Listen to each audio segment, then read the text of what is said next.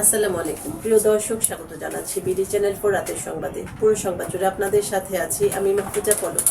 শুরুতেই জানিয়ে দিচ্ছি আলমগীর হোসেন সিটি সংবাদ শিরোনাম।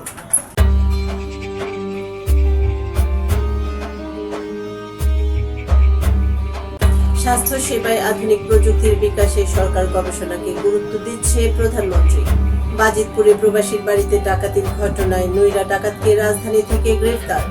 প্রতিবন্ধী কিশোরী অপহরণ ও ধর্ষণ চেষ্টা মামলার প্রধান আসামি গ্রেফতার। কিশোরগঞ্জের লিড কৃষি ব্যাংকের প্রকাশ্যে ঋণ বিতরণ। গান, ছবি ও ভিডিও ফাঁসের অভিযোগে আরিয়ানার মামলা। শক্তিশালী ভূমিকম্পে জাপানে শপিং মলে বিস্ফোরণ, ধস, বহু হতাহতের সংখ্যা। ফেঁসে যাচ্ছেন ফিফা সভাপতি ইনফান্তিনো। এবার সিটি ল্যাব বিস্তারিত সংবাদ।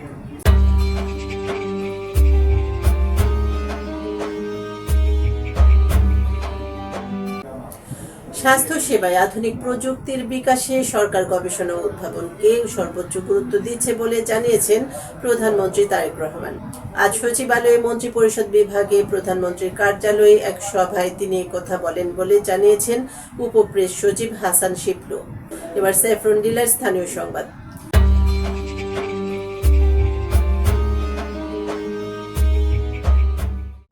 কিশোরগঞ্জের বাজিতপুরে প্রবাসীর বাড়িতে ডাকাতির ঘটনায় তদন্তে প্রাপ্ত এক আসামিকে গ্রেফতার করেছে র্যাব 14 সিপিসি 2 কিশোরগঞ্জ ক্যাম্প ও র্যাব 1 সিপিসি 1 উত্তরা ক্যাম্পের একটি যৌথ আভিযানিক দল।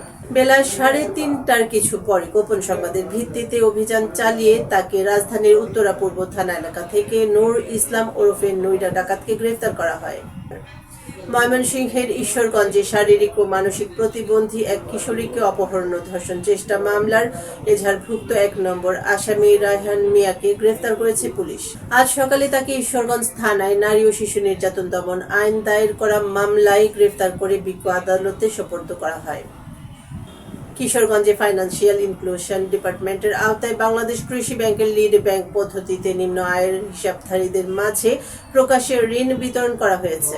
আজ কৃষি সম্প্রসারণ অধিদপ্তর খামারবাড়ি মিলনায়তনে আয়োজিত ঋণ বিতরণ অনুষ্ঠানে প্রধান অতিথি ছিলেন বাংলাদেশ কৃষি ব্যাংক ময়মনসিংহ বিভাগীয় কার্যালয়ের মহাব্যবস্থাপক জামিল আহমেদ। এবার বেলিফুল ক্যাফে এন্ড রেস্টুরেন্ট বিনোদন সংবাদ।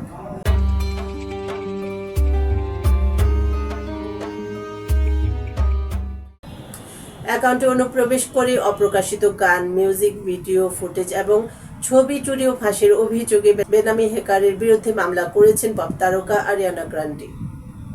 লস অ্যাঞ্জেলেসের একটি আদালতে 27 জুলাই মামলাটি দায়ের করা হয়। এবার জীবনদীপ হেলথ সেন্টার আন্তর্জাতিক খবর।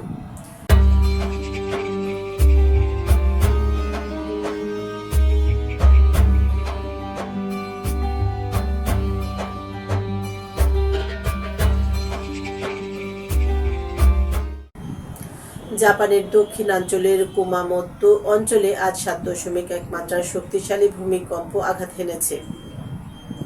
এতে হাজার হাজার বাড়িতে বিদ্যুৎ সরবরাহ বন্ধ হয়ে গেছে। সেই সঙ্গে বহু সড়ক ও সেতু ক্ষতিগ্রস্ত হয়েছে। এছাড়া ভূমিকম্পের পর একটি শপিং মলে বিস্ফোরণ, ধসে পড়ার ঘটনায় বহু মানুষ আটকা পড়েছেন। এবার সেফ লাইফ টয়লেট্রিজ লিমিটেড খেলার সংবাদ।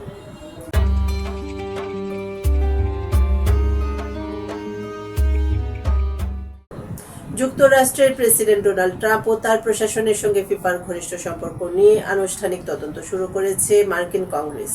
ব্রিটিশ সংবাদ মাধ্যম দ্য গার্ডিয়ানের প্রতিবেদন অনুযায়ী প্রতিনিধি পরিষদের জুডিশিয়ারি কমিটির শীর্ষ ডেমোক্র্যাটের সদস্য জেমি রাস্কিন ফিফা সভাপতি জিয়ান্নি ইনফান্তিনোকে চিঠি পাঠিয়ে ফিফার কাছে ট্রাম্প ও তার ঘনিষ্ঠজনদের উপহার, অর্থ কিংবা অন্য কোনো সুযোগ সুবিধা প্রদান সংক্রান্ত সব যোগাযোগ ও নথির ব্যাপারে জানতে চেয়েছেন।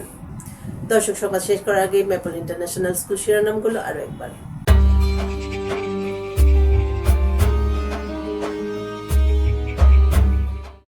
স্বাস্থ্য সেবায় আধুনিক প্রযুক্তির বিকাশে সরকার গবেষণাকে গুরুত্ব দিচ্ছে প্রধানমন্ত্রী। বাজিতপুরে প্রবাসীর বাড়িতে ডাকাতির ঘটনায় নৈরা ডাকাতকে রাজধানী থেকে গ্রেফতার। প্রতিবন্ধী কিশোরী অপহরণ ও ধর্ষণ চেষ্টা মামলার প্রধান আসামি গ্রেফতার। কিশোরগঞ্জের লিড কৃষি ব্যাংকের প্রকাশ্যে ঋণ বিতরণ। গান, ছবি ও ভিডিও ফাঁসের অভিযোগে আরিয়ানার মামলা। শক্তিশালী ভূমিকম্পে জাপানে শপিং মলে বিস্ফোরণ, ধস, বহু হতাহতের সংখ্যা। ফেঁসে যাচ্ছেন ফিফা সভাপতি ইনফান্তিনো। দর্শক, এই ছিল বিডি চ্যানেল ফোর রাতের সংবাদ। সকলকে পরবর্তী সংবাদ দেখার আমন্ত্রণ জানিয়ে এখানে বিদায় নিচ্ছি। আপনারা ভালো থাকুন, সুস্থ থাকুন। নিত্য নতুন খবর পেতে বিডি চ্যানেল ফোর এর ফেসবুক পেজ ও ইউটিউব চ্যানেলের সঙ্গে থাকুন। শুভরাত্রি, আল্লাহ হাফেজ।